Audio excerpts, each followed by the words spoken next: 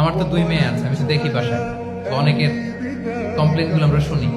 আমাদের এখনকার বাচ্চাদেরকে ভেজিটেবলস দিলে খায় না, মাছ দিলে খায় না, অর্গানিক ভালো ভালো খাবার দিলে শাকসবজি খায় না। কি খাবে জানেন? সসেস খায়, সসেস, হটডগ খায়।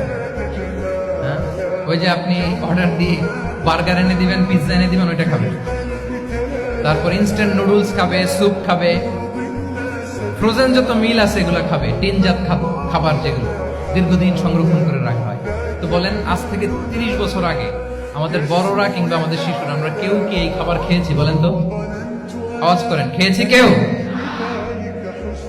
Entire system.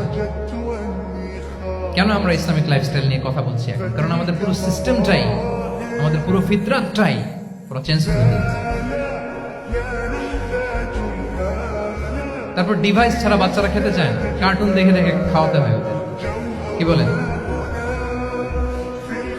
আচ্ছা বলেন তো, আজ থেকে 30 বছর পেছনে ব্যাক টু দ্য হিস্ট্রিতে যদি আমরা যাই, 70-এর দশকে, 80-র দশকে বাংলাদেশের কোন একটা গ্রামের কথা, একটা পল্লীর কথা আপনি একটু চিন্তা করেন তো। রাত 8টার দিকে, 9টার দিকে আপনি ওই গ্রামের কাউকে খুঁজে পাবেন? 70-এর দশকে, 80-র দশকে একটা গ্রামের, একটা গ্রামীণ একটা পরিবেশের কথা যদি চিন্তা করেন, রাত 8টায় সবার কি অবস্থা বলেন তো? আপনি তো ঘুম খুঁজে পান না, আপনার তো ইনসমনিয়া।